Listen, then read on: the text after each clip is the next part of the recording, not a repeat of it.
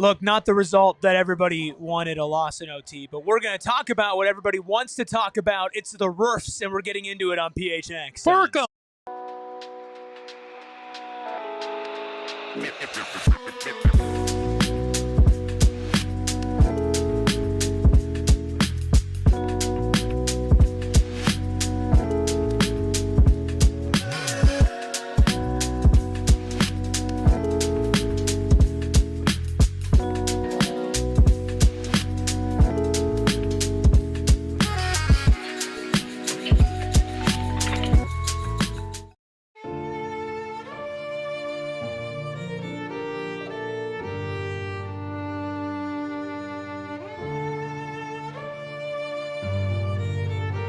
Psychos and sickos unite for a 1-3 edition of PHNX Suns post-game show presented by Bet365. Download the Bet365 app, use code PHNX365, deposit 10, place a bet for 5, and get $200 in bonus bets. And of course, we are also brought to you by Gila River Resorts and Casinos. You do you at Gila River Resorts and Casinos. Visit playatgila.com for more details. We are live from Wild Horse Pass, fresh off of our first watch party of the season. Thank you to everybody who came out and watched a brutal overtime loss with us. The Phoenix Suns dropped to the Utah Jazz 138-134. Is brutal really the word for this? It feels brutal right now, for sure.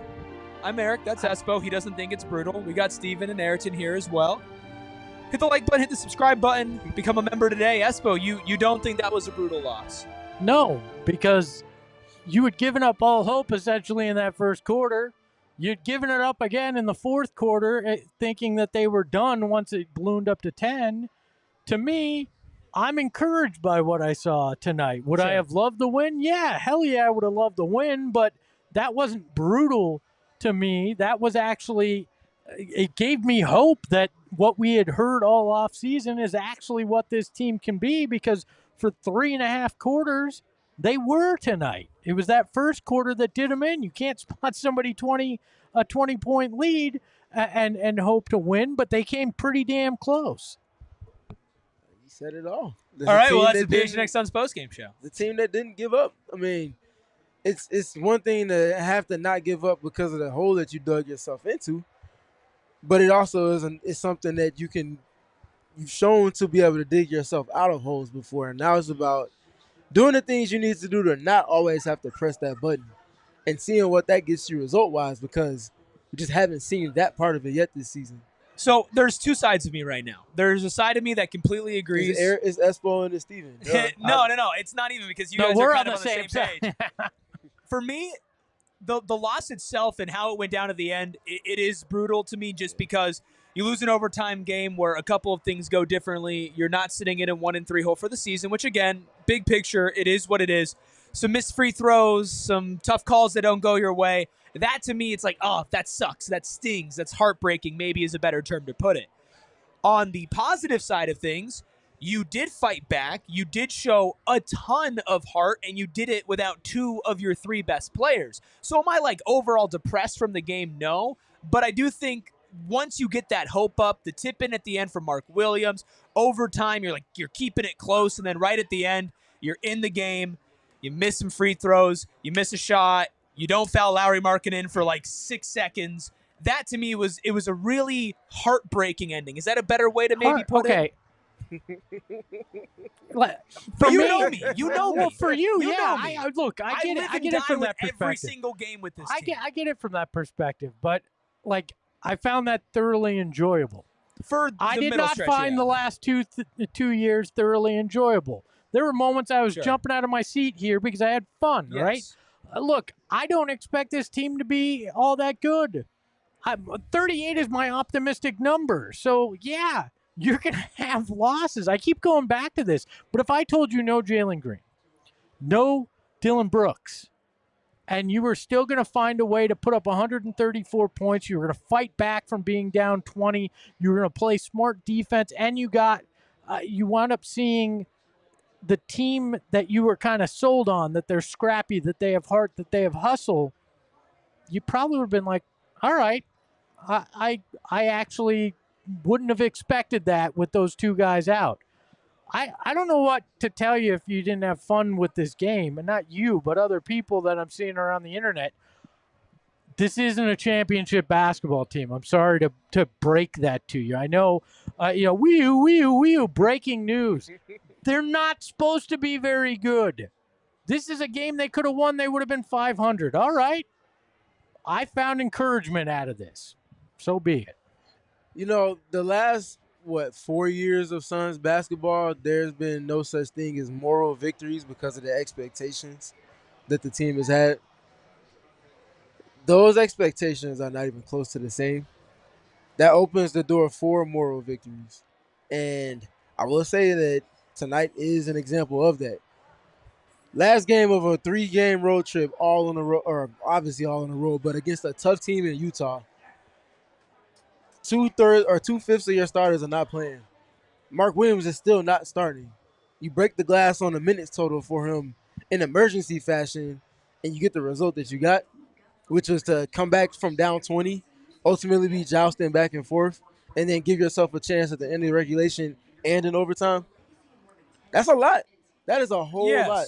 It is. And, again, I'm not necessarily disagreeing with either of you in that. I know you're not. I get where you're coming from because we did get our hopes back the up microcosm because they fought of back. this game. Yeah, I mean the way it ended. Yeah, I can feel what you're saying. It's the people that are freaking out about it that I don't understand.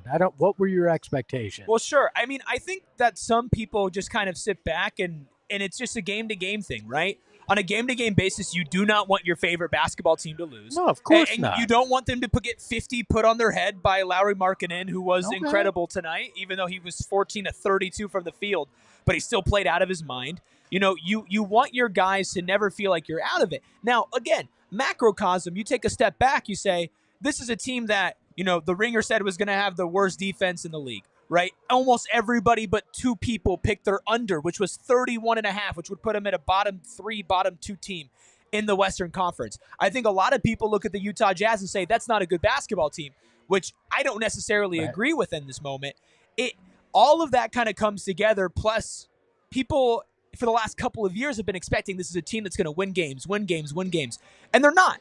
They're not going to win as much this year, and it's going to be ugly. That being said, they definitely could have won this game. Yes. It was in their hands. And it gives me hope that they will put it all together and not have that one quarter where they struggle so mightily and put themselves in a hole. Because if you don't put yourself in a hole in that first, this game has a much different complexion. And there is stuff to build on. You get Jalen Green back. You make the move to start somebody other than Oso. All of a sudden, these things start compounding, and maybe you find yourself. Maybe this is the exact opposite of last year, where they start 8-1 and they crap the bed down the end.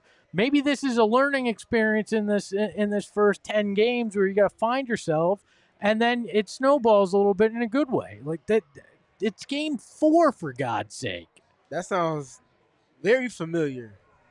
Taking these first 10 games to just take the foot off expectations, not overreact to things, and just learn.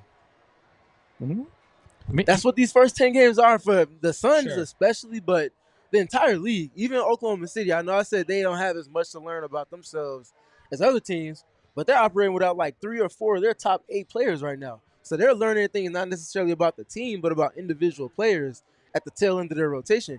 Everybody's collecting data, collecting information, assessing, reassessing, shifting furniture where need be. And the Suns are doing all of this without having 2/5 of their starters right now. Yeah. Well, look, also, if the first month of the season was law and you just ended it there, the Phoenix Suns, congratulations, you won the 2025 NBA championship, right? Again, things can change a lot, but I'm like a lot of people. I live in the moment. But even me, right, who I would consider myself probably like top 1% most emotional Suns fans in the world. Top 1? For sure. Top 1%. No, he is number 1. I'm up there. That's what I'm saying. Who's number 1? I'm up there. I know there are some people without a microphone in front of their face that are just like me, okay? But I speak for those people. Now, even me, okay? Even Mr. I'll jump and scream at every second of every single game can take away multiple good things from this game. But there is one thing that I think has been dividing Suns fans this season, and it is Devin Booker's play. I know last post-game show I was on, we didn't get into it, but we had a great conversation about it. Tonight, Devin Booker, 44 minutes, 34 points, 11 assists, 5 rebounds, 11 of 26 from the field, 5 of 12 from 3, 7 of 10 from the free throw line, only 2 turnovers. I have seen a lot, and I mean a lot of people saying that this was a, quote, bad game from Devin Booker. What was your takeaway, Steven, from what we saw from Devin Booker tonight in a 4-point loss in OT? You saw people saying this was a bad game? Oh, I can pull up the comments. I believe you. Right I'm asking because I didn't see that. That's crazy. A bunch of people in our chat, I posted his stats on Twitter. A bunch of people said they didn't like his game tonight. What do you think of that assessment? I mean,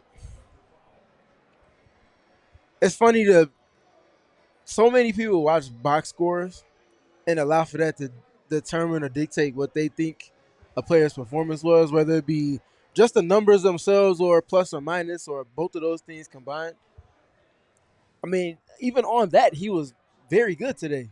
But past that, there was so much of the control and manipulation of the game element that I continue to harp on with his growth as a playmaker that we saw on display in today's game as much as any other game. And I'm double-checking this to make sure I'm speaking correctly.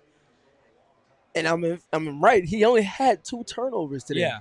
Yep. A game that went into overtime, he played 44 minutes at the helm of everything the Suns were doing because there was no Dillon Brooks, no Jalen Green.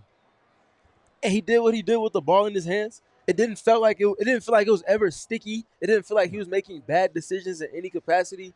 He kept the Jazz in rotation. They couldn't keep up with them. And they got a lot of the shots that you got done speaking about in pregame during the actual game. They just decided to make a whole lot of them, knocking out 20 or 55 from deep. That gives you a chance to win. And that's why the assist numbers were, instead of the 5.3 that he was averaging, he had 11. I will say this. I was a little disappointed with his shooting in the first half. Mm-hmm. He wasn't spectacular in that realm in the first half. Mm-hmm. Did have good assist numbers, but he could have shot a little bit better. But in whole, I'd take 5 guys with bad games like that. This would have been This would have been a much different result if you had that. Devin Booker's threshold is so high because of the contract that he signed, and the fact that so many people want to say not a number 1 option, right? Yeah. And that's fine. If that's your prerogative, you'll always find a way to look at the game and point at something. Mm-hmm. But when you compare what he did on Saturday against Denver to what he did tonight was a very good game, a very efficient in the passing side, not as good on the shooting side, but overall he played well. Could have been better in overtime, but I think they all could have had a few better moments in overtime as well. I mean, Devin Booker was seeing triple teams all night like he always does, and I was somebody who 2 post games ago sat here and said, you cannot have 5 shots in a half, you cannot have 10 shots in a game. Tonight he had 26, and even in those shots where it felt like he was forcing it and he missed, I sat back and I'm like, I'm going to live with that because this is Devin Booker, right? And here's also the thing. Devin Booker had 11 assists tonight. Do you want to know how many players for the Suns shot over 50% from the field today? It was Ryan Dunn, who was 3 for 4, and Mark Williams, who was 9 for 14. Other than that, Royce O'Neale, 6 of 17 from the field. Grayson Allen, 7 of 19 from the field. Collin Gillespie, 5 of 13 from the field. Nick Richards, 2 of 6. Oso was 1 of 3. Like, Devin Booker had 11 assists and 2 turnovers, and his team did not shoot well.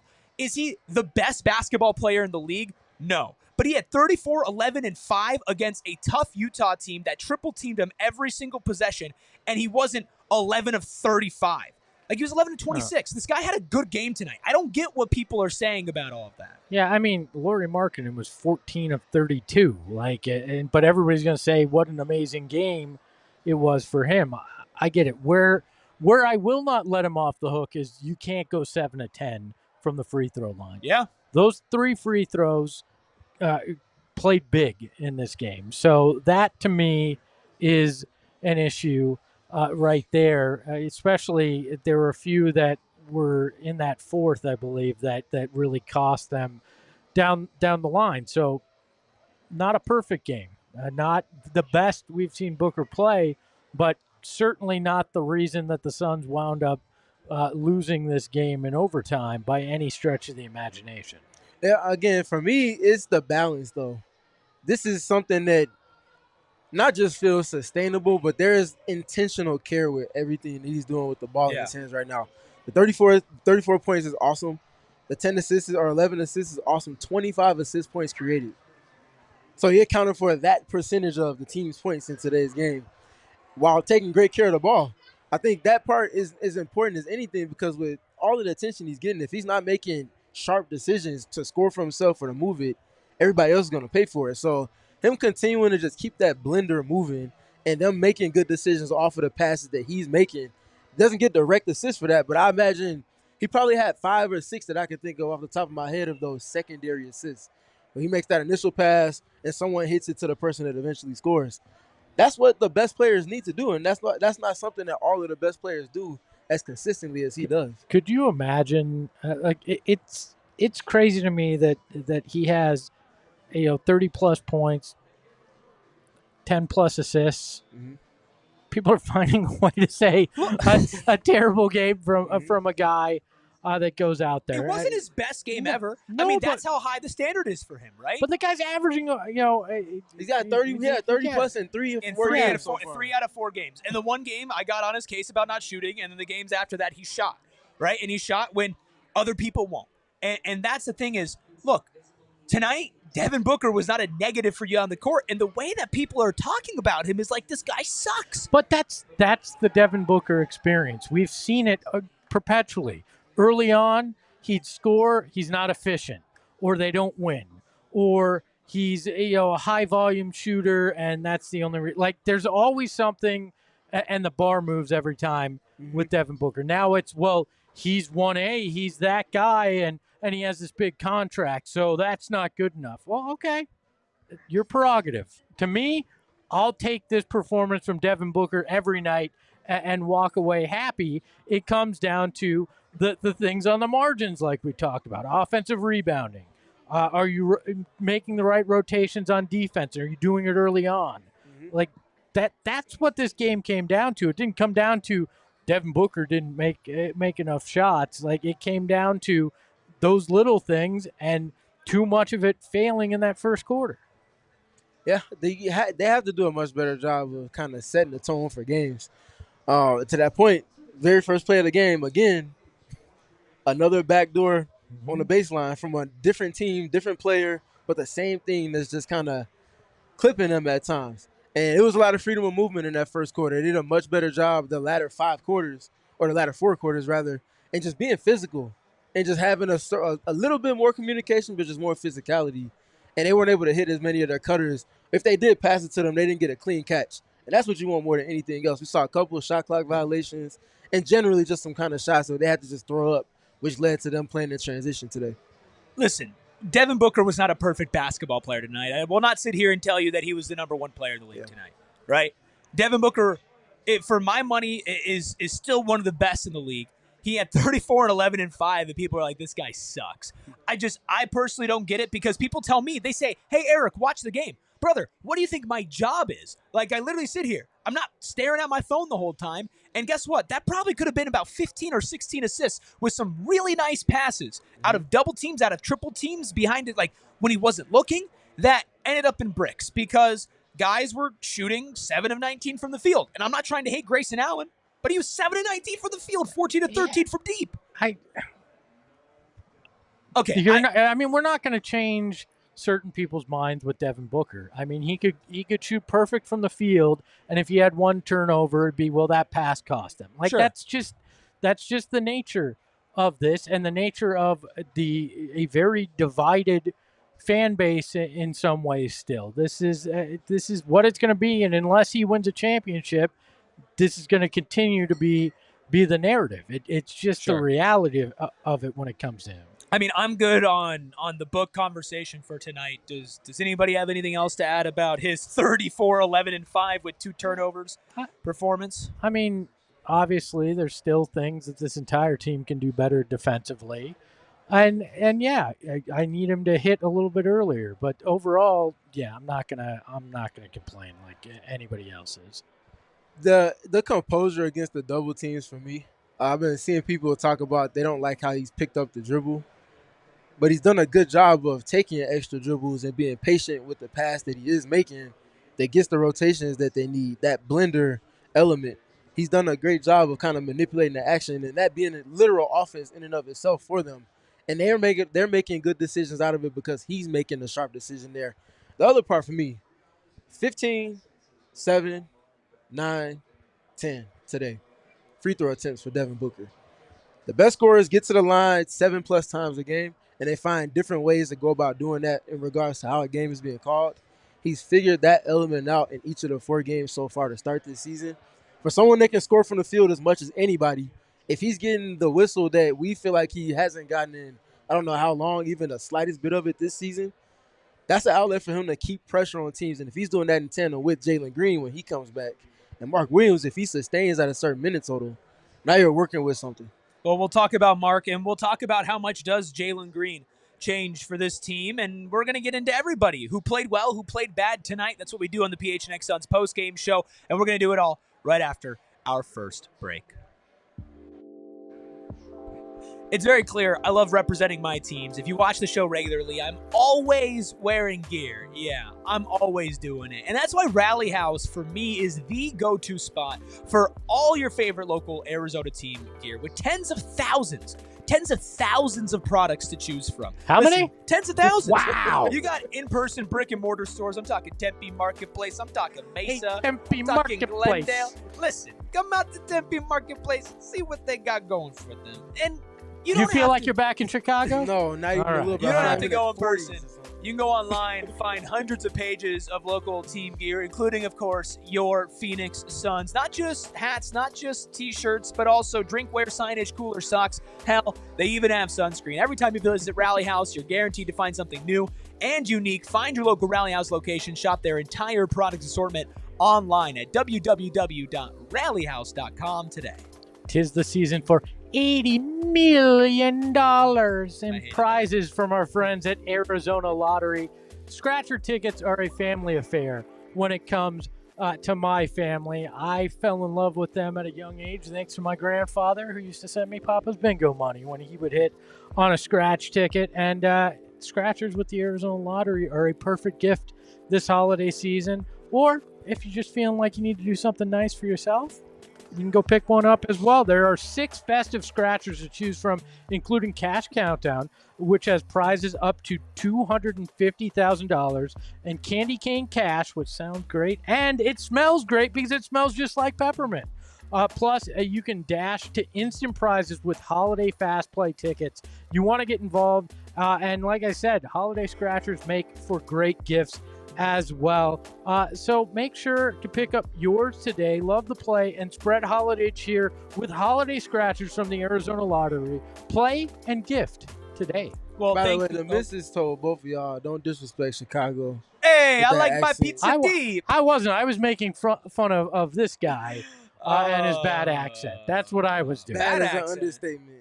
That's my normal accent. What I'm talking in right now is my actual accent. Oh, yeah. All right. Thank you all so much for hanging out with us after a, let's call it heartbreaking, overtime loss for the Phoenix Suns, 138-134. Hit that like button, hit that subscribe button. You can also become a member today and get access to exclusive emojis here just for $5 a month. You can also become a Hall of Fame member and get exclusive content as well. We appreciate it so much, all of you who decide to spend your Monday night with us. It really does mean a lot. Also, what meant a lot to me was the performance of our Dude of the Night, presented by Gila River Resorts and Casinos. You do you at Gila River Resorts and Casinos. Visit playatgila.com for more details. It was, in 30 minutes off the bench, Mark Williams, 25 points, 11 rebounds, 2 steals, 9 of 14 from the field. Steven, he didn't start, but he sure as hell finished the game. The best game in his short Phoenix Suns tenure for Mark Williams. Yeah, he was a presence around the rim in the paint today. You could literally feel it while watching the games, and you could see it playing into the psyche of guys. Anytime a decision was made around the rim, whether that was to make a pass that was outside of where the rim was or to put up a shot, he was very good at just simple enough just being big and allowing for that to have impact. The other things I like too, 5 offensive rebounds from Mark Williams, and he also got to the free throw line 9 times as well. So he had a solid kind of blend of everything that he was putting forth on the game in terms of impact. And I think, again, I don't think it's something we can overlook as far as the 31 minutes goes, because maybe that's the point where they say, okay, we can incrementally work his minute total up, and maybe he starts coming back home. He really tied the lineup together, if you will, as the dude of the night. You guys obviously don't know the Big Lebowski well enough to get that. But honestly, when you look at what Mark Williams did tonight, this is why you got him. Energy, rebounding, ability to score down low, defensive ability at the rim. The plan is working out right now for him. The question is, at what point will he be able to step into that starting lineup? Because it's very obvious that this team's better with him on the floor. And can he get past that 30-minute mark? Can you start him and still play him enough where he has that impact? Because he is an important part of what they're trying to accomplish, especially while you're letting Kamon Malawach figure out what it's like to be in the NBA. We can get into it later, but I don't think Oso can continue to start for this team. I think it's impacting how these games are going early on. You need a bigger body. You need a guy that's more of a rim protector. Whether that's Nick, whether that's Mark, one of those two guys needs to start for this team. And Mark is the logical guy, but it depends on what the medicals are saying to them and how they want to go about it. But tonight, he did everything that you brought him in here to do. I would not understand if Mark Williams is allowed to play 30 minutes off the bench, but not 30 minutes starting. Well, that's kind of the thing to me, where tonight I was keeping track of his minutes when he subbed in about 2 minutes in to the second half. I'm like, that's the earliest that he subbed in. And then he played into overtime. Look, I get the plan, and I understand the plan. We all want Mark Williams to be healthy long-term. The Phoenix Suns want Mark Williams to be healthy long-term. But he's not sitting out games. Well, I mean, back-to-back, which I think will continue. But if he plays, this guy needs to start. Well, the question is, how does he respond to playing 30 minutes? I mean, we're going to find out over the next day and into Wednesday's game how he actually responds to it, because they were building up to it. They're building up to bigger minutes. There is a caution here. How long can you play it as a cautionary tale? At some point, you need him on the floor and you need him starting. Yeah, well, the thing is, though, they've been so cautious with the plan, Steven. The plan. You've been there in person. You've been hearing about the plan in person. There's no way that he plays this amount of minutes on a whim, right? They've been so calculated with everything, and it's worked. He had 25 and 11 in 30 minutes tonight, missing 5 field goals, and got to the line 9 times. He had a couple missed free throws, and that sucks. But this guy would play a massive role in helping the Suns sustain these early parts of the game where they find themselves down. And if he's going to play 30, I don't see any reason why that 30 can't be starting. Yeah, I think y'all are both making good points as far as the plan, as far as this game suggesting that he might be capable of playing an uptick in minutes, whether that gets him to 30 or whether it's just him being with the starters and then seeing how he responds over the course of games now that you'll be back home for the next 3. I think they have some decisions to make from it. And I think it's going to start with seeing how his body feels tomorrow more than anything. I think that I don't know if they're going to practice because they're obviously traveling back and then they play on Wednesday against Memphis, but I imagine they're going to test him out, see how he's feeling. And if he responds well to even like a mini workout tomorrow, maybe we see him in the starting lineup. But I think the way that the schedule is set up for the next 3 games at least, that's a stretch of games where it feels like you're going to need his presence to help set the tone that you desire. Let's be clear, though. They weren't planning on playing him into the 30-minute range. 30 million? They're not planning on that either. If he plays like this every night, he'll be in the 30 million range. But in the 30-minute range, because they weren't planning on overtime. Yeah. So once they got to that point, it was like, hey, we're pot committed. He's already a big reason why we're here. We're going to continue to play him. I'm guessing that was above the minutes range that they had desired to play him, and they pushed it because of what he was able to accomplish in the time he was in there in regulation. So. Well, yes, but at the same time, before you knew it was going to OT, he was checking in 2 minutes into the second half, right? Which was way earlier than he usually did. To me, it just, I couldn't see them doing this on a whim, right? I don't think that they would have allowed Mark Williams to play 30 minutes if they wouldn't have allowed him to do that in regulation. He was at about 26 in regulation. I think that's exactly where they want him. Based on everything we've seen, I don't think he plays OT if they're really that worried about it, and they've been so strict with it. I don't think they play him the extra 4 minutes in overtime. They might, but then that might cost playing him additional minutes coming up on Wednesday, depending on how he reacts. Could you imagine if they had sat him in overtime, and the explanation was minutes restrict? Everybody would lose their goddamn mind if that was the case. So I think you push it, and then you maybe pay for it on the back end by having to play him fewer minutes on Wednesday. There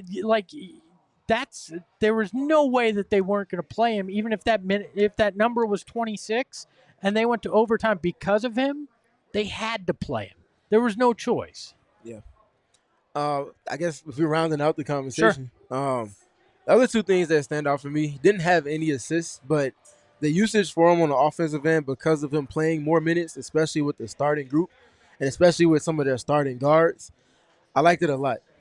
Not necessarily a playmaker, but helping to connect things for them, just in getting into handoffs and things like that that'll get them in movement or get them downhill potentially, or at least bring them a double team, which they were able to play off of and did so well today. And then the other thing for me, the defensive end of the floor. So when I spoke with Jordan after the first game, it included Mark Williams with it, and we've seen it in each of the games that he's played since, and that's them. He's not just sitting back in the paint like a traditional big. He's playing closer to the level. He's getting up and literally switching on the guards and doing a good job of just blinding their airspace and just blinding their vision as well. That's not something I necessarily knew that he could do in a consistent sense prior to coming into the Suns context. If that's something that sustains and he upticks his minutes, that's a layer of activity that's going to help the Suns get out in transition and play more to that. I also just loved his aggressiveness, his effort. I mean, the second efforts when it came to rebounding, all of that really, really played well into what could the future of this team look like with him, and then what could it look like when it's him, Dillon Brooks, and Jalen Green all starting alongside Devin Booker. But before we get to what it could look like in the future, we still have some blue-collar boys we need to get to tonight. We got to look at the numbers, and then I think there are some poor performances we need to talk about tonight as well. We're going to get into that and then look ahead to Wednesday, and we're going to do it after our second break. I know usually we like to be fun and joke around on these ad reads, but look, it is time to get serious because a serious injury or an accident, it matters, especially when it comes from a car crash or a work incident, whatever it is. The lawyer you hire to help you out matters a ton. And Mark and Alexis Breyer, the husband and wife law team, well, they're here to help you. Their team brings hundreds of years of combined trial experience with multiple certified specialists in personal injury and wrongful death. Look, you want to know what a certified specialist is in the State Bar of Arizona? It's less than 1% of all lawyers that can specialize in injury and wrongful death litigation. Jeez. But the difference is with them and other law firms is they actually go to trial, and they will always have an attorney ready at all times to talk to you 24 hours out of the day. Nobody can guarantee the outcome of a legal case. However, there are promises that they're proud to make you, like you can cancel their fee agreement at any time for any reason, and you can speak to your lawyers as often as you want to. If you've had a serious injury, you have to call the husband and wife law team at 602-783-8841 or visit their website at husbandandwifelawteam.com. Love them and glad to have them in the fold. You'll want them on your side too, but let's talk about getting tickets to a basketball game. I mean, we all love watching a good basketball game, and if you want to get a ticket to the next Suns game, they're home for the next 3. You want a good seat to see them take on Wemby? Game Time's got you covered. And it's super easy with basketball being back. I mean, there's nothing better than it. But getting tickets is a different story. Sometimes it's difficult to find the ticket that you want at the price that you need.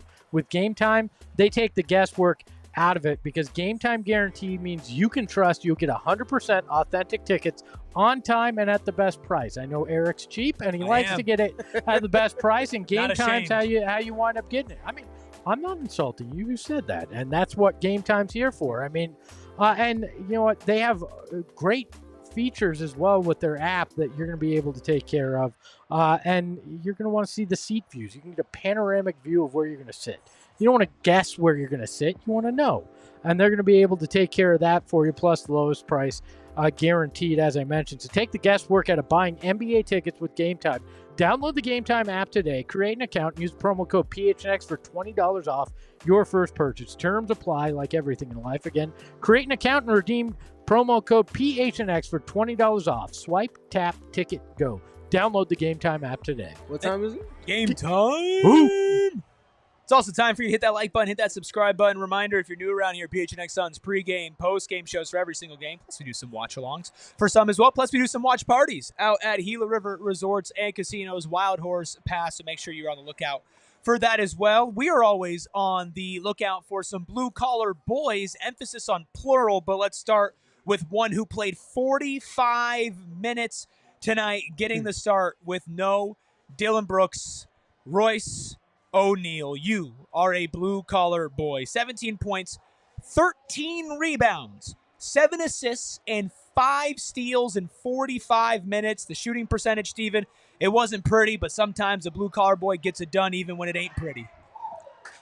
I mean, this is what I was kind of getting to in the pregame, because he's the guy that can most replicate some of the things that you get from Dillon Brooks. Now, obviously, it's not copy and paste because they're two very different players. But they are similar in being the two bluest of blue-collar guys that the Suns have this season. I feel like we established that going into the season last week. For that reason, as well as some of the heady, high IQ moments that he's able to kind of put forth on both ends of the floor, it just made sense for me for him to be in that spot, because it felt like he would be the person that got the most trust to go and guard a Lauri Markkanen, to go and have to tussle with Kyle Filipowski, to maybe get switched onto a Walker Kessler, and just simply box him out, not necessarily do something that's going to get you in foul trouble, but just be steady and solid. And that's kind of Royce's MO at this point in his career. Steady and solid.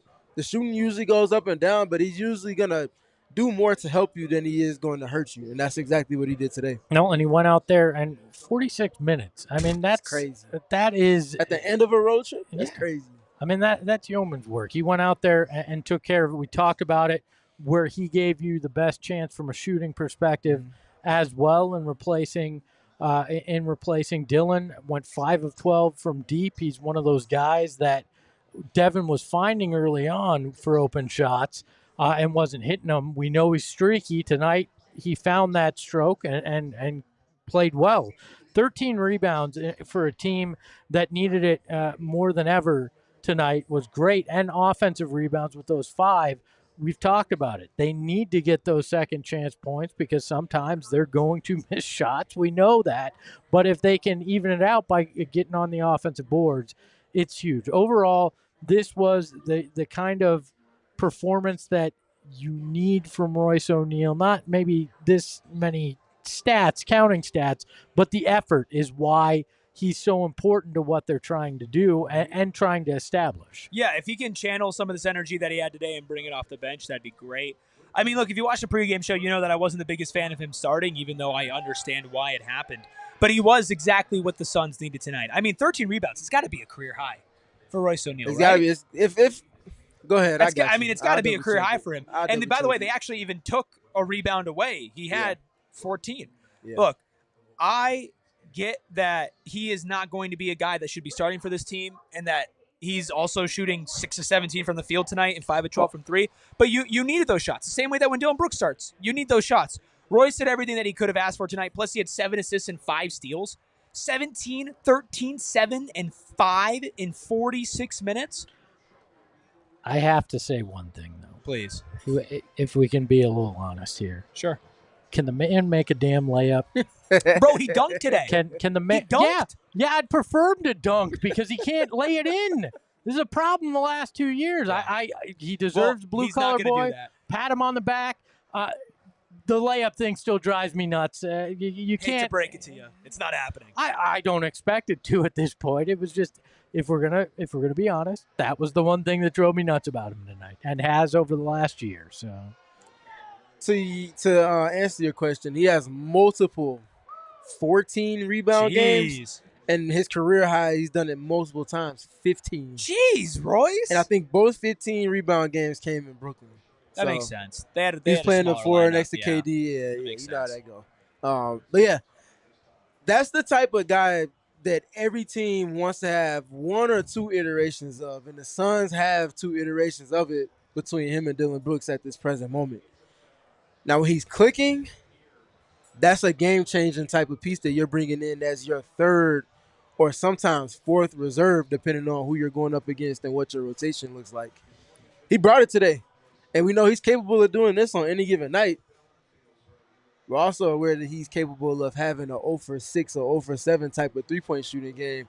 But the thing I appreciate about Royce is he's going to bring the defensive activity in some capacity. Might not always result in steals.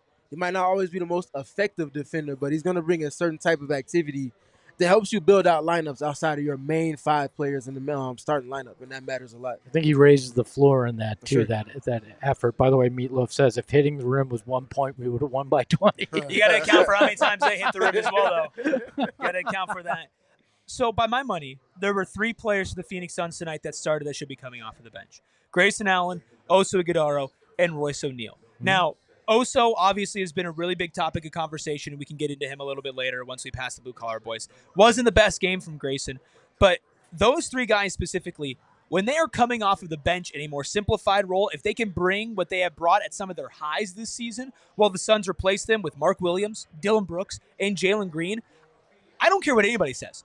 That team gets significantly better. Now, are they a 50-win team and winning the Western Conference? No. But significantly better when you add your second-best player who hasn't played yet this season, your third-best player who didn't play tonight, and possibly your third-best player in Mark Williams who hasn't started a single game for you this season.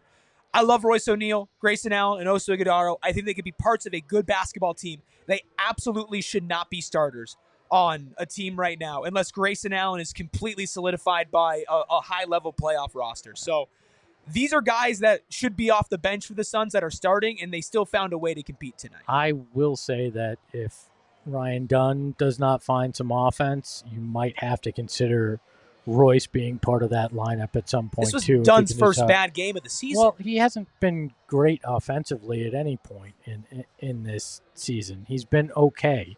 And if this team continues to have some slow starts, isn't hitting from deep, you might need to look at having a guy like Royce have some spot starts. So, but to your point, I agree. When you get some of these guys back, all of a sudden it starts to make more sense as to what you were talking about in the offseason. We have zero clue what this is going to look like with Jalen Green and how this offense might blossom at that point and find a whole new level. Defense, I don't think he's going to change that like we talked about, but a Mark Williams stepping in to the starting lineup certainly will. We're on Grayson or we're on whatever you want to be. We haven't gotten to the second gotcha. board. Okay, I just wanted to make sure I stand on top. For the Grayson part for me, it feels like because there's certain, not even expectations, it feels like people just have a lazy eye when it comes to the impact that he has outside of shooting the ball from deep. Because I watched Grayson the last couple of games now go and find ways to get paint touches, run a lot more, the whole season, go and run a lot more offense in terms of initiating outright the offense or initiating the points of attack for them. And that unlocking and allowing for Devin Booker to do the things off the ball that make his overall blend so kind of versatile in the ways that help him be the best version of himself. It's not a steady diet of one thing with Booker. And because he's getting in that's a direct kind of correlation to what Grayson Allen is being able to step up into in terms of usage. He's been good with that. And I think he's been doing – if he's doing this we talked about it during the game, if he's doing this right now without Jalen, I'm imagining how that's going to help for them to unlock some new things once you now have him in the role that you built this roster and desire for him to be in. So kudos to Grayson for stepping into a different role because he's probably done it as much as anybody else that's been playing in the main rotation. Him, Oso Ighodaro, Royce O'Neale, these are guys that have been tasked to do more than what they should have been doing and what their roles realistically are when this roster was built. Grayson didn't have a great second half, had a great first half, but still found ways to impact the game. And if he can do that off of the bench when you have your second best shot creator and shot maker in Jalen Green starting, if Royce can do that off the bench, if Oso can do that off the bench, this team gets a lot better. All of them, I believe, are still good basketball players. I wouldn't say any of them are great basketball players at this very moment, but good will be good enough off the bench. But there was one guy off the bench who was a blue-collar boy. We're going to tell you who it was. We're going to look at the numbers, and we'll tell you our favorite play of the game while we continue here on the PHNX Suns postgame show live from Gila River Resorts and Casinos. Wild Horse Pass. We are going to do it all after our final break. You know me, I'm the world's most emotional Suns fan, and you know me, I bleed DFCU blue. Because Desert Financial Credit Union, as an Arizona sports fan, don't test it out. I don't want to prove it on camera. Okay. We might get demonetized. Desert Financial Credit Union, as an Arizona sports fan, there's no better place to do your banking. And I can testify, as the world's most emotional Arizona sports fan and most emotionally invested in Desert Financial Credit Union. For more than 86 years at this point, Desert Financial has been Arizona's largest, most trusted local credit union, dedicated to creating exceptional experiences by giving back to the community and providing financial solutions that make lives better. Which lives, you might ask? Well, the Ruby family. My grandparents, my parents, myself, we all use Desert Financial Credit Union, not just for checkings and savings accounts, but mortgages, loans, credit cards, investment options, and more. Join a credit union that's committed to giving back to the community and putting their money where their mouth is. When you open up a free checking account online, get $200 in bonuses. Get started by visiting desertfinancial.com/200. 90 million users can't be wrong. Yeah, that's right. We're talking about Bet365 and their 90 million users worldwide. You want to be a part of Bet365. They pioneered live in-game betting. So why would you do it anywhere else? Live in-game betting is one of my favorite things, but you know what? They have over 78 sports that you can live bet on. I don't know that I can name 78 sports, but apparently there are, and you can get in on that action. But you can also bet on, baseball right now. There's a game going on right now. We don't care about that. That's true. Screw that game. Hey, football, you can do that. Basketball, if you're into it, I'd imagine so that you're into it. You can do that as well, because whatever the moment, it's never ordinary with our friends at Bet365. And breaking news, from Bet365, new customers now get $200 in bonus bets. $200 when you bet $5, win or lose. Sign up, use that promo code PHNX365, deposit $10, and place a bet for $5 to get $200 in bonus bets if your bet wins or loses. And as you'll see, I lose a lot. Yeah. Bonus bets can be used on the spread, totals, player props, futures, and more. Whatever the moment, it's never ordinary. Bet365 must be 21 and over, physically located in Arizona. If you or someone you know has a gambling problem and wants help, call 1-800-NEXT-STEP, text to 53342, or visit problemgambling.az.gov. Speaking of crazy, end of the 12th inning, 5-5 Blue Jays Dodgers. Who? Yeah. Screw the Dodgers. We hate the Dodgers here. But we love all of you. Those who hate us, those who love us, we love all of you. Thank you all for being here. All the homies hate the Dodgers. Hit that like button if you hate the Dodgers. And hit that subscribe button. Hey, chill out, man. Easy. Become a member today if you hate the Dodgers.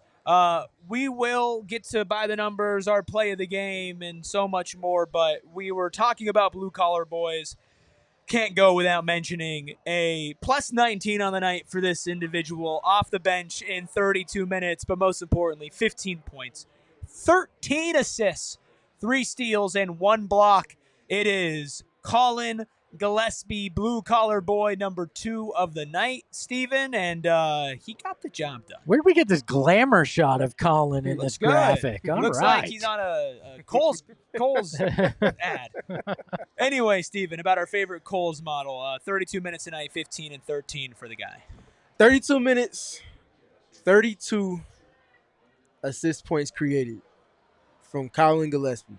Villain Jr. They don't have the overtime stretch without him knocking down those back-to-back threes in the fourth quarter that he did. One of them stemmed from defensive activity that he started that Royce was able to get a steal from because of the rhythm of the ball handler being completely thrown off. He set that table. Royce got the steal. They came down court. Ball swung around. He ended up knocking down the second three, I think it was. He just finds ways to have impact in the most timely of moments. And that goes back to last season when he was given minutes and it was like, oh my God, this guy can play. And unlike what happened with the former coach with some of the other players that showed they could play. He gave him incrementally more minutes and a bigger role, and he saw a positive result from that for a majority of the rest of that end of the season.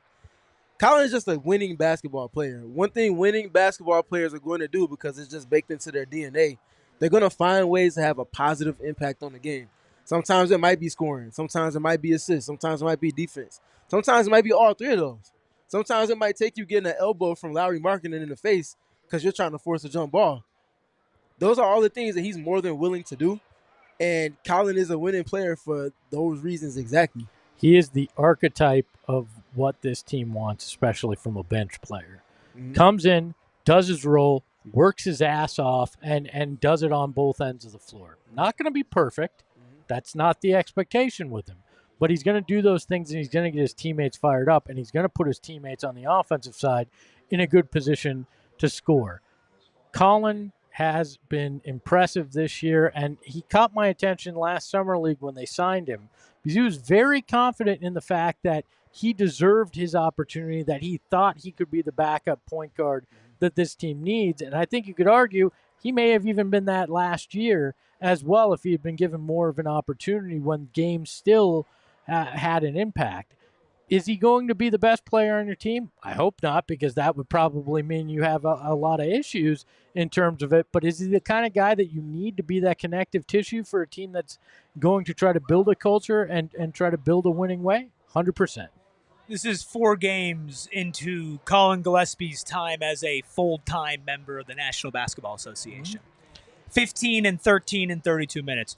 Yet another guy that when Jalen Green and all the starters come back will be put in a better role to contribute and to channel that energy. He is on the long list of Suns players right now that are asked to do more than what their role has been carved out to do. But he has continued to step up night in and night out. He might have some untimely turnovers. That sucks. He might miss some shots that are open. That sucks. But again, he's 4 games into being a standard contract NBA player. By the way, on the minimum for 1 year. And he's able to be a positive and a plus player for you tonight. I'll rock with Collin Gillespie. I'll ride with Collin Gillespie. And I think that he ends up being a very pivotal piece of why this team ends up being better than what they've shown through 4 games so far. Yeah, and he's the kind of guy that Phoenix fans wind up falling in love with. That bench guy that just puts in all the effort. And I love that. But I think we'd be remiss if we did not mention an honorary blue-collar boy and Isaiah Livers. Yep. Yeah. A lot of people went, why the hell is he getting the minutes before Rasheer Fleming? He went out there and showed you he deserved it, because he went out there and he had an impact at a time where this game could have easily gotten completely out of hand and ended for this team. He went out there solid defensively, had a couple moments offensively, was instant energy, and engaged with his teammates. That was a surprise for me. I joked on Twitter that it was like finding a 20 in your laundry.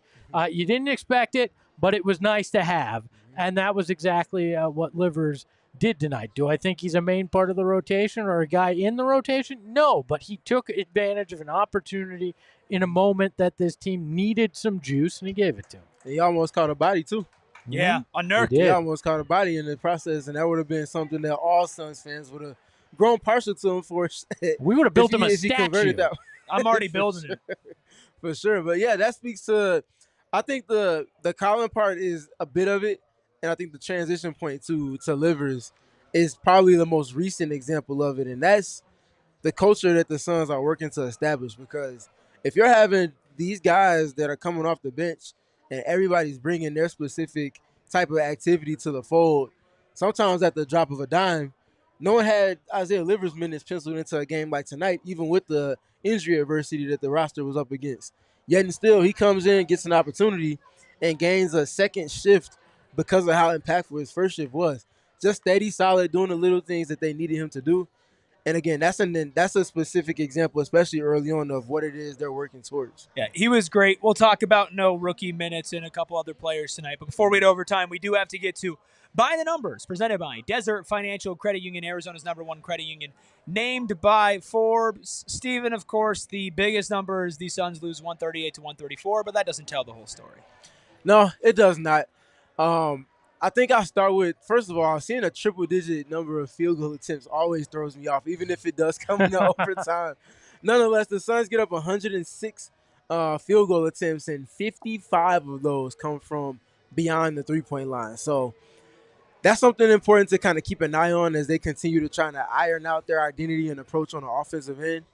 Them shooting 36% on those 55 attempts, though, that's something that, again, I don't know if that's sustainable for them, but if they're able to just knock down whatever volume of attempts they get up, that's going to be a mathematic way that they can kind of chip away at the margin of deficit that they're at.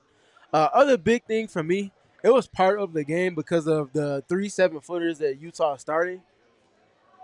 But almost minus 20 on the boards, that's rough, very, very rough. However, to get back to the positive side, because there were a lot of positives, 37 assists on 45 field goals made. A plus for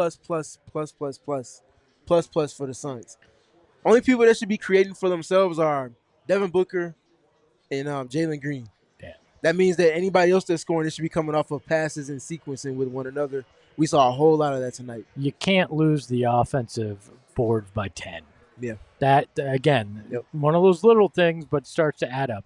Free throws. It looked like it was going to be another night where the Jazz dominated the Suns from the free throw line like we saw the Clippers and the Nuggets do, but the Suns turned that around. They closed that gap, but you got to make them. They missed 7 of them. That's another small thing. Again, small things add up for this team because we know that they're going to be at a talent deficit on some nights. Overall, again, little things you clean up and you see progress. You see things start to come into focus. And yeah, I know moral victories suck, but sometimes early on when you've changed almost your entire roster, you change your coaching staff, and you've changed your philosophy, moral victories are what you build on early so you get actual victories later. Real quick before you go, Eric, you mentioned the offensive rebounds for Utah. 28 of them for them. 33 second chance points. That's always going to clip you. Yep. I don't care how much effort you put after that. Go ahead. No, I mean, it's true. And I want to get more into the numbers when we get into overtime. But before we get there, I do want to get into our play of the night. It's time for Love the Play, presented by Arizona Lottery. Your friends at the Arizona Lottery. Play and gift today. Espo, an offensive rebound of our own, is the play of the game. Oh, my gosh. It was when, Royce got that rebound, missed the shot, and then, Mark Williams put it in late there in the game to force this overtime. That was a moment that everybody that was here was on their feet screaming. It looked like it was done, and Mark Williams stepped up in a big way. Very impressive by him, and it is easily our Love the Play for tonight, the play of the game when it came to the Phoenix Suns. Any competition for play of the game? Maybe that wild book 3 at the end that he kind of low-key got fouled on. Which one? Didn't call. It was 2 the of crazy, them. the crazy. I think it was maybe the first one. The crazy kind of like turnaround one. Mark Williams open transition from Collin was fun. Oh man, that and one lob. Had to reach back for that thing. That was nice. That was fun. Anything else? Anything else stood out for him tonight as far as Grayson Royce with the sham guard transition. What the hell? And was it Collin or Royce for 3 on the Royce. opposite wing? Bro, a sham god from Grayson Allen is a sentence. Sham god with the left hand though too. I would have Usually never people thought can do it with their strong hand. Ayrton, you know this better than anybody not named me up here, but doing that with your offhand is very, very, very Hey, different. I know it too, Steven. Because I heard you say it. I'll tell you what, I'm hitting Ben Garcia with the sham guy. Hey. I'll tell you that right now. Oh, I thought you said sham wow. I know about that. The sham wow for when he's sweating and slipping on the floor. That's what I thought we were talking about. I think the other one was Royce winning that jump ball. Yeah, that was nice too. It's not a sexy play, but that was pivotal. it gave them the opportunity at the end. So. No, I 100% agree. I think there were a lot of plays that we could choose from, and we'll talk about how some guys played, and we'll continue to get in this game. We'll read your super chats, but if you are watching on TV, just a reminder, the party always continues over at GoPHNX.com. It is time for overtime here at Gila River Resorts and Casinos Wild Horse Pass. If you're not with us here in person, which of course most of you aren't, please do us a favor. Hit that like button, hit that subscribe button, and make sure you tune in tomorrow. We've got a 3 p.m. show to kind of take a look at the Suns season as a whole so far. And then back pregame, postgame on Wednesday as the Suns return home against the Memphis Grizzlies. I know we kind of squeezed in a lot there at the end of the show. Do we want to go back to Collin or Royce or any of the blue-collar boys or anything? Or are we ready to talk about Ryan Dunn's game, Oso's game, or the fact that the rookies didn't play tonight? Let's get into the other stuff. Let's say real quick. You got one more? Fine. Number-wise. Hit me with the sham gun. 25 fast break points for the Suns. That's a season high for them. That's an indicator of their defensive activity sustaining to a certain level. Yep. That's by far the most points they've gotten in the open floor this season. That's a context of play that they said they want to spend a lot of time in, and they did that tonight. Yep. Okay. Ryan Dunn, by my money, had his first bad game of the season. I know that a couple people in chat would disagree with that. Only played 17 minutes tonight, 7 points, 2 rebounds, and an assist. He has not been the best offensively. You said it earlier, Espo, but so far this season, he has been somebody that's been extraordinarily extra with the extra efforts, the blue-collarness. I mean, averaging almost 10 rebounds a game going into tonight. It clearly wasn't the night for him. This was a tough lineup to go against. Is there any worry about Ryan Dunn in the starting lineup, or do we feel like he still has a place there? No, I mean, I think you can hide offensive deficiencies more when you get your true starting lineup with Jalen Green and Mark Williams, and you can deal with that because he brings a certain amount of defense, high level defense, especially next to Dillon Brooks. Well, my point was simply there may be times where you need to get a little bit more offense in there depending on what's going on. I think he is going to start for most of the season, but there was a lot left to be desired tonight, and there was a reason why his minutes got eliminated towards the end. Ryan is entering a little bit of the danger zone for me. Espo, you weren't on during the summer when we were having these conversations, but I said it about him, I said it about Oso, and I said it about Man. And that's those three guys have to have specific impact on offense to where teams aren't okay with just putting, for Oso and Maluach, smaller players or wings on them. And for Ryan, teams stashing their centers on him. Because yes, you can flip that and make him a screener, but if he's not making short roll decisions or that's kind of putting a snag in the half-court offense, you got to go to somebody that can space it so that the team can't make those decisions. In the two of the last 3 games against the Clippers and against the Nuggets, we saw just that danger zone dynamic where teams are okay cross-matching him and his defensive impact is there, but it's not loud or disruptive enough to overcome the impact in the half-court of teams kind of defending him in the ways that they are. This is a tough point because they're only 4 games into the season. Yeah, and that's kind of my thing, right, is you saw something happen in the World Series. You saw Ryan last year. He would benefit the most when he was sharing the floor with the best offensive players, Devin Booker, Kevin Durant. Like, these are guys that brought so much attention off of Ryan Dunn that he had a lot of room to operate. Mm-hmm. Does Ryan Dunn need to be better offensively and not foul as much? Yeah. Would I say that I'm relatively disappointed in him because I have pretty high standards for him? Yes. He's still been a positive basketball player for the Suns so far this season. Today was his worst game, specifically positive in what manner? In the rebounding sense. He's been one of, if not their best rebounder through 4 games so far this season. I was going to say numbers wise, nobody's been a positive. No, but like as far as in context of the team who has had positive traits, Ryan Dunn in that Kings game was the only reason why they were even in it for a part of it because of the hustle, because of the defense, because of the rebounding. Now again, are you going to be a starter in the league off of that stuff? Realistically speaking, you will never be on a good team. You need to have an extra element there. And so he has to find a way to either stay on the court by not committing fouls or stay on the court by contributing a little bit more offensively.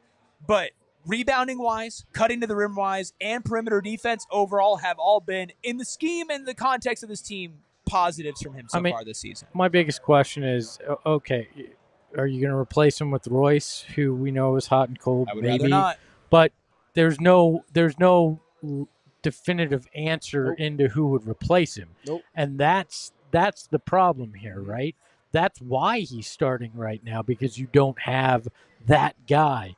Maybe Rasheer Fleming over time develops into that, and then you have a question about that in terms of, because we know Rasheer has defensive potential and probably is a higher ceiling offensively than Ryan, but right now that's just not where the world we live in. Would it be nice to have somebody that could give you more offensive production and give you the same defensive production as Ryan Dunn? 100%. You just don't have it right now. So you got to figure that out. And that's why he is and has been my X factor for the Suns this season. He's not the best player. He's not second, third, fourth, fifth, or sixth. But he has, to quote Liam Neeson, a specific set of skills that no one else can replicate on the roster. And at least not do it in the ways that he can, especially in his frame. He can't get to the goods without mitigating some of those bads or the weaknesses or the faults at this present moment. If he can't knock down his threes, if he can't get a certain type of respect from the defense, that's going to put him in compromise, and that's going to hurt the team to the point where his defensive impact, it just won't be enough to trump that. He's got to be better. I think he will be. These are part of the growing pains still. Games played-wise, this is still very much a rookie slate. He's only at 55, 56-ish games, 57-ish games played across a season and some change now. So there's still going to be some growing pains that come with it. You got to be patient, but the unfortunate part is that they don't have much patience that they can work with right now. Well, why not?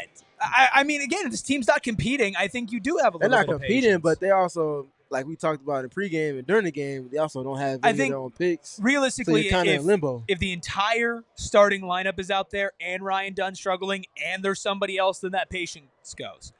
I'm still giving Ryan Dunn these minutes over a Royce O'Neale, over a Grayson Allen, because Ryan Dunn's future is more integral to your future team's success, and figuring out what he can and can't do is extraordinarily valuable. You would like it to be the positive side of it. You still need to give him the room to grow that he was not afforded last season. He cannot have a short leash this season. Sure. Well, it depends. I mean, if he does not prove at all that he can hit those open shots, you might have to have a shorter leash.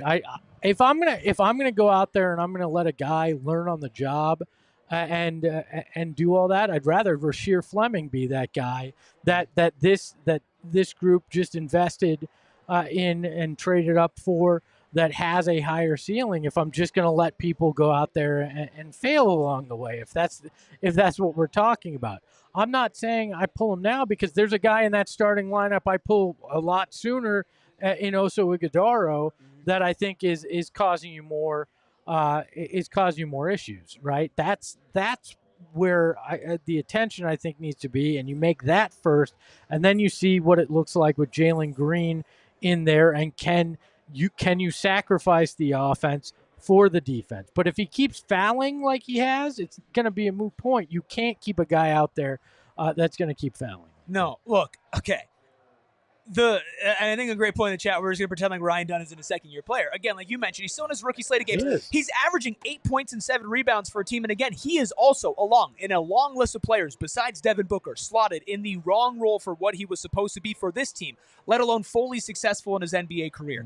Does he need to be better? Yes. Should we be talking about taking him out of the starting lineup right now? No. Listen, I'm a big Rasheer Fleming guy. I didn't like that Isaiah Livers played over Rasheer Fleming, even though Livers had a good game. I'd still rather see your 31st pick in the draft. I'm big on him, right? Ryan Dunn should not be threatened as a starter right now. If we want to get halfway, 3/4 of the way, or through the season and have the conversation, that's fine. But again, this is a guy who's continuing to find his role, and to act like he has not had a positive impact for this team, I believe is not true, considering the fact that we named him Blue Collar Boy a couple nights ago, right? Like, his defensive impact is there. His defensive highs are the highest on this team besides Dylan Brooks. And His rebounding is the second best on the team, second to who? Mark Williams in a per-minute basis? Who else has been a better rebounder for the Suns right now? 8 and 8, like, is not a world beater. Don't give him a max contract. No. But let's not act like this guy's averaging 2 points per game and a rebound per game. No, I mean, that's not the case. And I know that the chat's being more harsh than I think we are. I just, again, I need to see him start to grow in those areas. And again, his defensive potential is very high. It's just, what does this team need on a given night? How do you make this all work? We don't know yet because we have not seen the whole mix. So it's tough to judge that. I don't mind the Livers thing. You obviously are trying to keep Rasheer and Kaman out of the fray right now, whether you haven't seen enough in practice, whatever the case may be. That bothers me less. But Oso can't be in your starting lineup very much longer, if at all. I actually at this point would probably, if you're not ready to start Mark Williams, I probably would just start Nick Richards because he played very well on defense today. Has rebounded all right over his minutes. I probably go that route at this point because I like Oso. I think there is potential, but to start him at an NBA level, just does not seem advantageous. And if you look down the road this week, you're playing Wemby at the end of the week, and I do not want to see an Oso Ighodaro, Victor Wembanyama matchup, being honest with each of you. I mean, do you want to see anybody going up against Wembanyama? Dylan Brooks. No, I mean, no, but you know what I mean. Yeah, no, right? I get you. Now, I'll start with Animal TV in the chat, continuing to bring up we were, as he said, glazing Oso last week. Not quite. If you want to go back and watch it, one thing you won't ever have to do is remind me of what I said.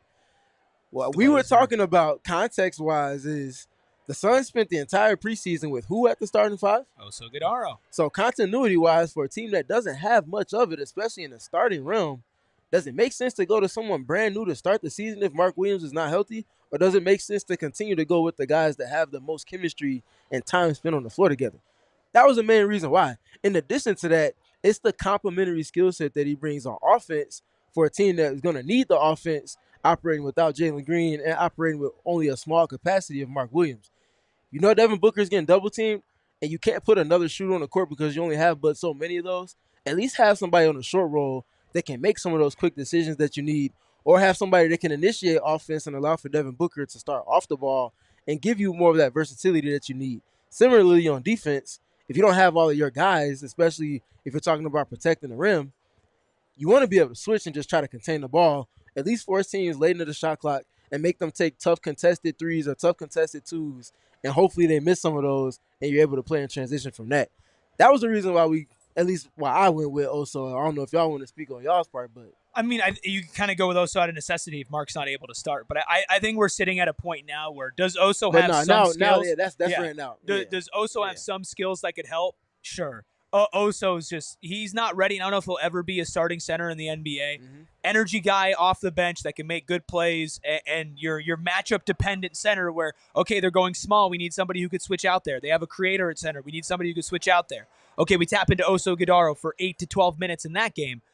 Other than that, look, Nick Richards isn't the best player in the world, but he had 3 blocks tonight. He played physical. He played big. It's just not something that Oso does at an NBA level. And I like Oso, and I think that there's a place for him in the league, but honestly speaking, on a bad team probably isn't one of them. And unfortunately speaking, he's not on a good team right now. I think it comes down to simply you knew Mark Williams wasn't going to be ready to start the season. You weren't comfortable playing him starter minutes. You know what Nick Richards is, and you knew Kaman Malawach was not in a place where he was ready to start an NBA game. So you put him out there to see what he could be. I'm sure Ott was intrigued by some of his offensive intangibles. Mm-hmm. You saw, you understand now. Mm-hmm. And you know that you can move him to a bench role and try to leverage that in spot minutes where it makes the most sense. I think it's as simple as that, that it was you're going to have a lot of experimenting on seeing what you have. I think that's why Livers was out there today, because he went, you know what, this kid's busting his ass in practice, has shown, that ability. We need some energy. Let's put him out there and see what you have. Okay. If you realize by minutes played tonight, Oso Ighodaro played the fewest amount of minutes from any center, including Nick Richards.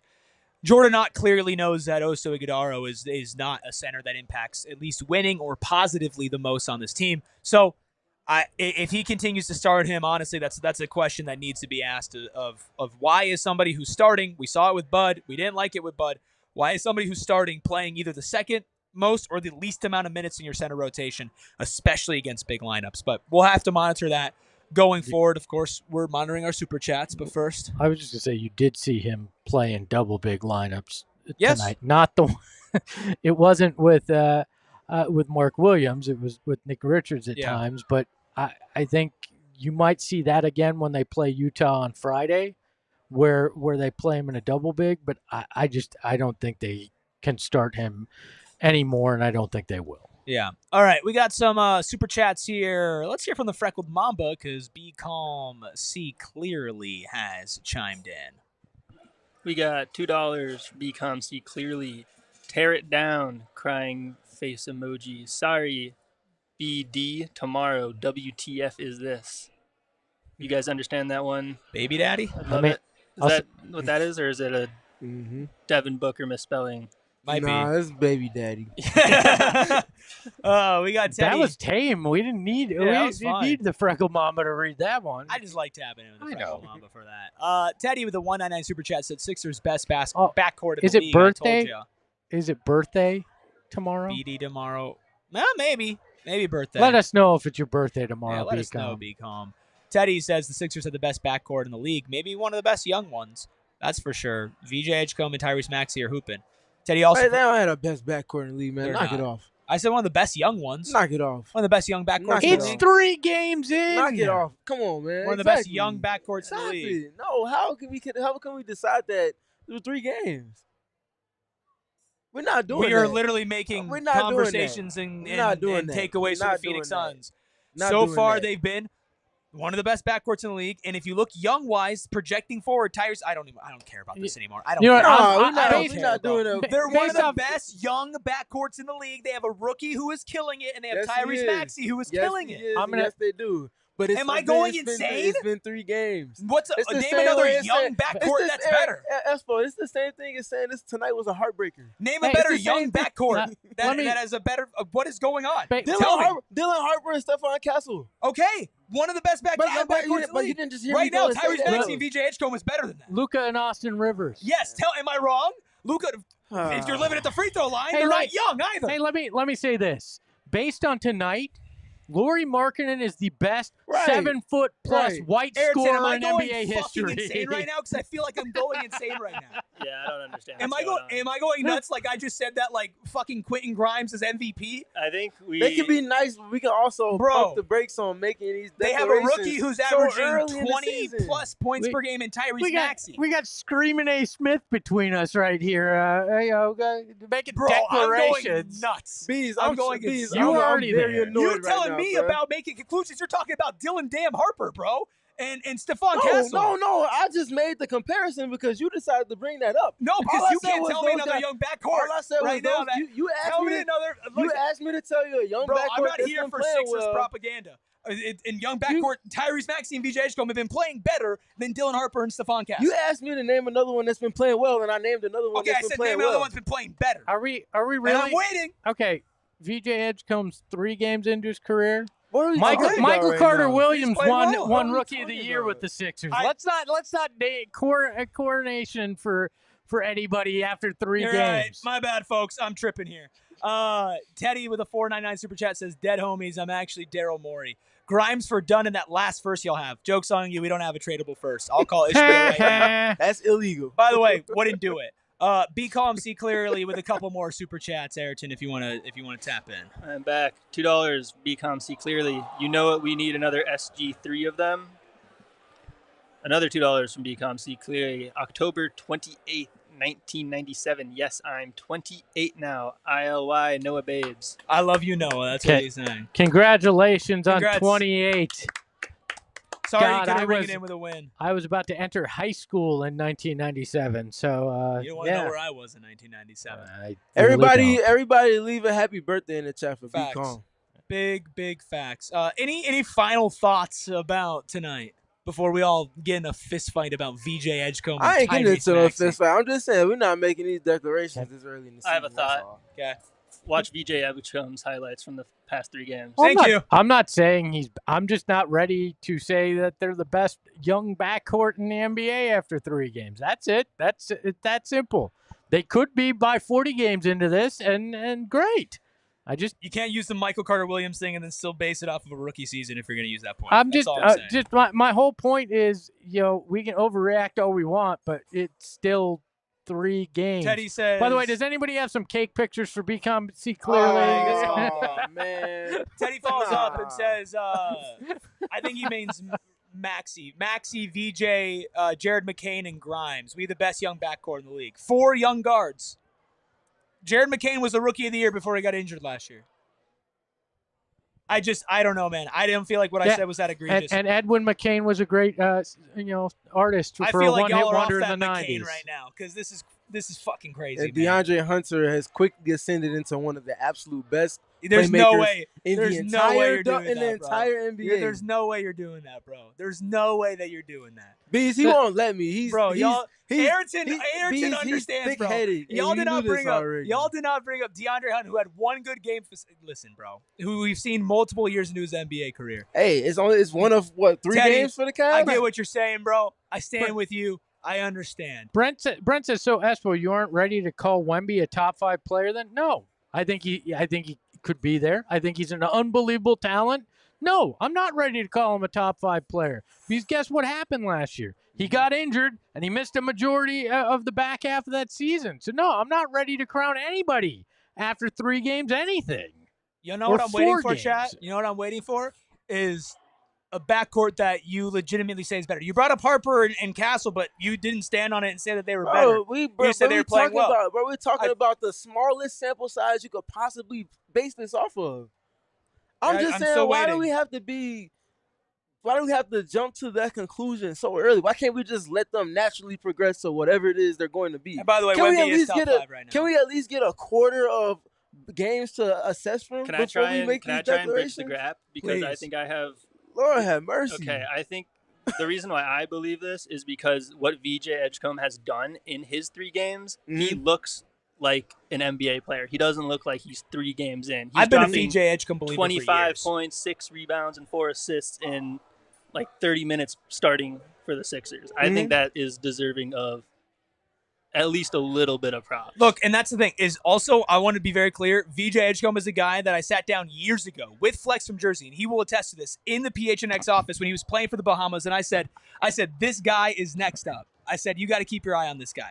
That's all I'm saying. I'm a VJ Edgecombe believer, and I've been a VJ Edgecombe believer. And I was telling my mom Cooper Flag is the deal about 4 or 5 years ago, too. I'm just saying. This YouTube I'm just saying, bro. And if you want to say Cooper Flag's one of the better young players in the league, then that's fine. I don't care. And I watched Larry Bird when he was 4. Y'all acting like y'all watching VJ Edgecombe in the Bahamas talking about he's a top 3 pick. Look, let me...